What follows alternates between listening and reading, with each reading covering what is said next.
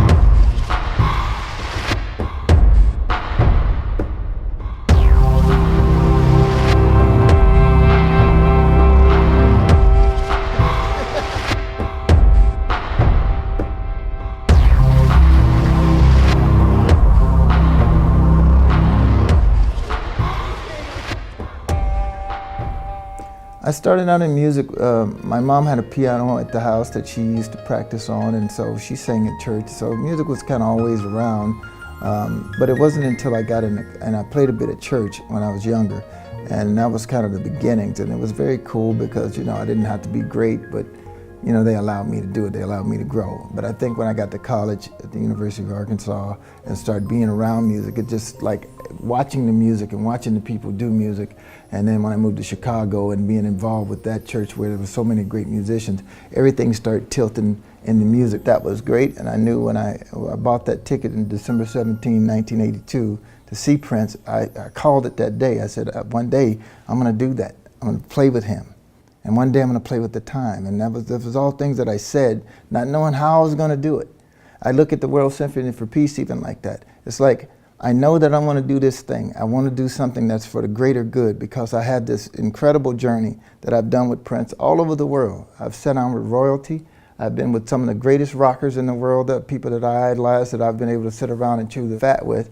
And so for me, I see the power of it. I see how at the top levels that you can operate. And I think, what is the point of reaching that and you don't give some of that back? The reason for me doing this journey is being in music and operating at the levels that I did with Prince, one of the things that I saw that I really enjoyed was the fact that when we all got together, tens of thousands of people in some cases and hundreds of thousands, what was powerful to me was that everybody, regardless of your background, regardless of your religion and politics, everybody was together in one place on one accord. Everybody was grooving, everybody was jamming. And he would say that in the show, like, look at us, look all around you and look at all of us. We're in the same vibe and we're all having a good time.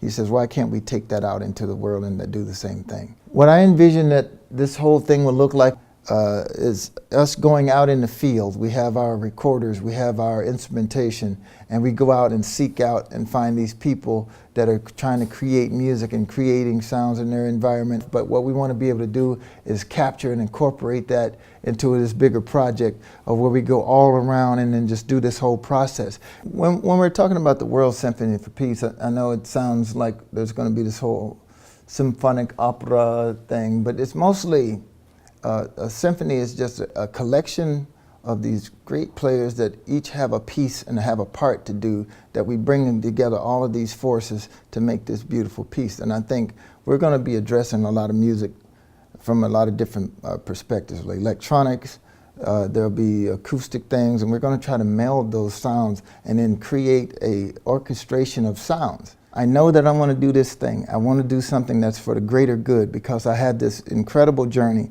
that I've done with Prince all over the world. We want to put you on something that's going to make your biorhythm feel good. You know, that's why they call it biorhythm. It's because that's going to just change your whole trajectory as a human. We want to go to a place of positivity, a place of peace, a place of love. That's what this entity wants to do.